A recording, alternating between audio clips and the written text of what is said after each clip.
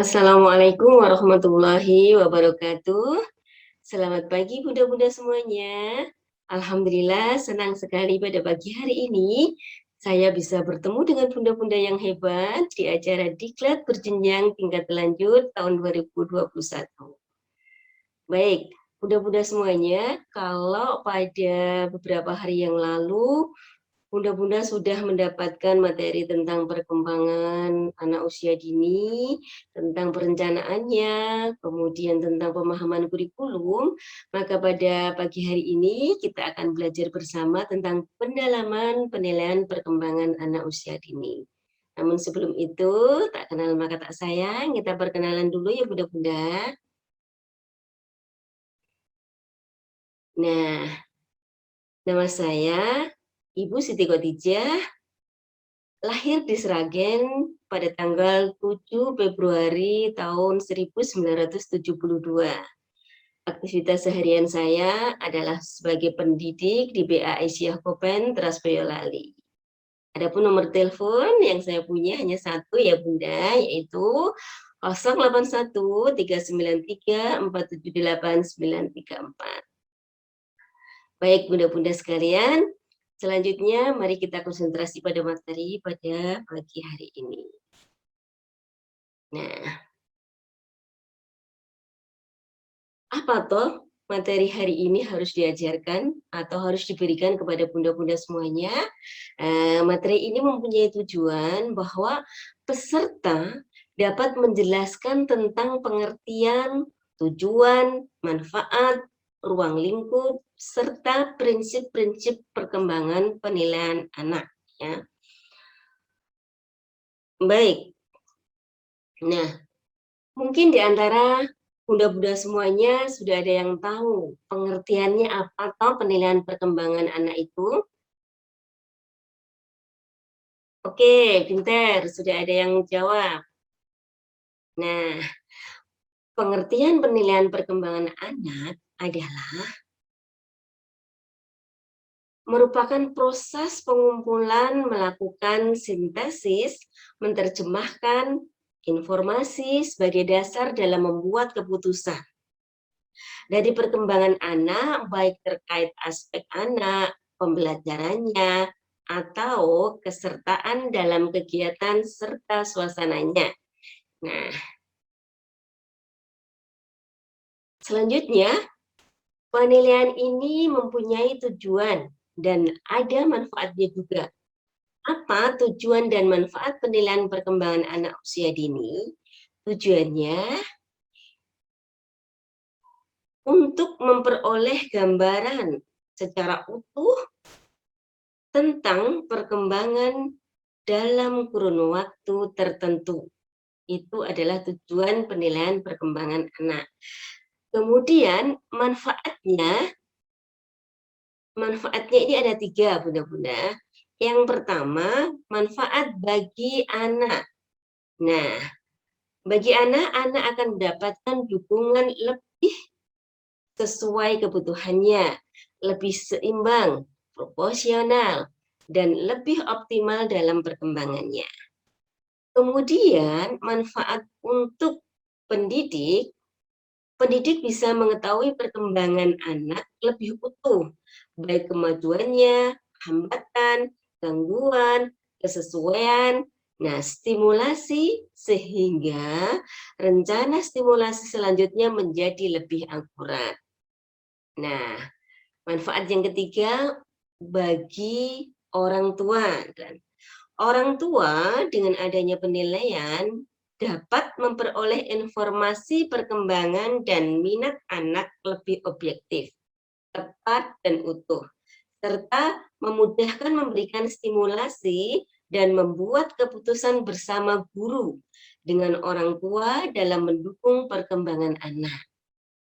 Yang paham ya bunda-bunda semuanya ya, itu adalah tujuan dan manfaat penilaian perkembangan anak. Nah, selanjutnya ada prinsip-prinsip penilaian perkembangan anak. Yang pertama yaitu autentik. Apa itu autentik? Oke, sudah pintar semuanya ya. Otentik itu adalah apa yang terjadi pada hari itu yang dinilai pada hari itu.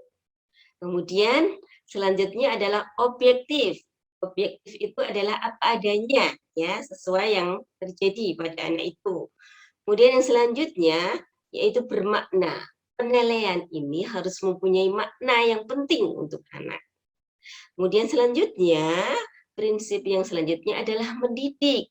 Mendidik di sini dalam arti kalau kita melakukan penilaian tentunya ada evaluasi ya. Kalau ada evaluasi, kita bisa menentukan apa yang akan kita lakukan. Nah, kemudian selanjutnya adalah berkesinambungan. Berkesinambungan artinya penilaian hari ini akan dikaitkan dengan penilaian berikutnya. Jadi saling berkesinambungan. Kemudian prinsip yang selanjutnya adalah menyeluruh. Menyeluruh di sini dari semua aspek yang kita nilai itu selalu berkesinambungan dan tidak terputus-putus. Jadi menyeluruh begitu ya. Selanjutnya adalah sistematis. Nah, sistematis itu adalah runtut ya, penilaiannya itu runtut seperti itu. Baik, Bunda-Bunda semuanya, kita lanjutkan ya. Nah, di dalam penilaian ini ada cakupannya atau ruang lingkupnya. Nah, cakupan penilaian perkembangan anak diantaranya adalah yang pertama, perkembangan nilai agama dan moral. Yang kedua, perkembangan fisik motorik. Selanjutnya, perkembangan kognitif. Dan selanjutnya lagi yang keempat adalah perkembangan bahasa.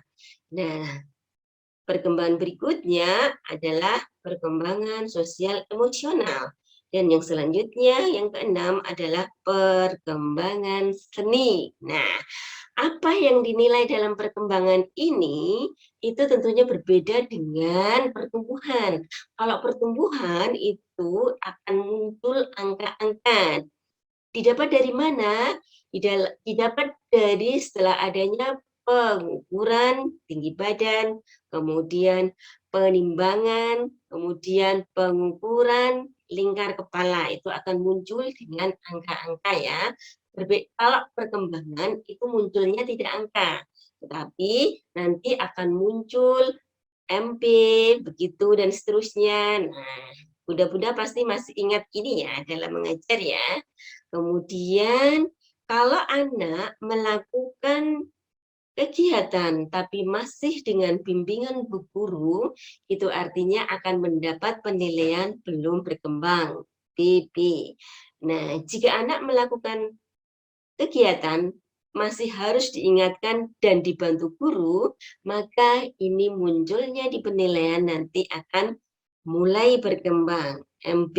Nah, jika anak melakukan tugasnya dengan mandiri dan konsisten, maka penilaian perkembangannya adalah berkembang sesuai dengan harapan, BSH.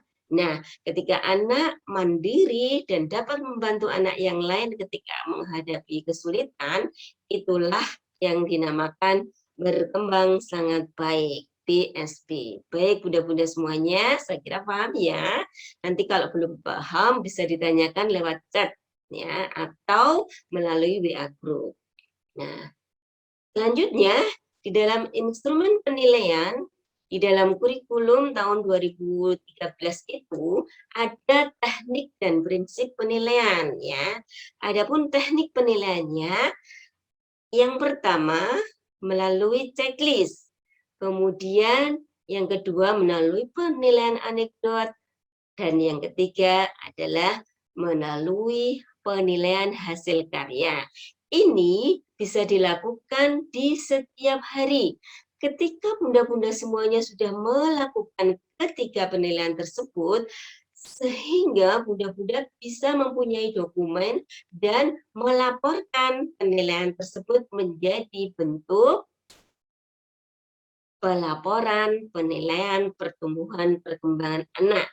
Nah, ini yang akan disampaikan kepada wali murid atau orang tua di dalam bisa dilakukan setiap 3 bulan sekali dan bisa dilakukan setiap 1 semester sekali. Begitu Bunda penilaian perkembangan anak usia dini. Nah, selanjutnya nanti Bunda-Bunda semuanya ada tugas untuk membuat penilaian checklist ya, tentunya dikaitkan dengan perencanaan pembelajaran yang kemarin ya, RPPH Bunda-Bunda yang sudah buat, dilengkapi dengan penilaian checklist. Terima kasih atas perhatiannya. Jika ada salah, saya mohon maaf. Assalamualaikum warahmatullahi wabarakatuh. Selamat berjumpa kembali di materi berikutnya.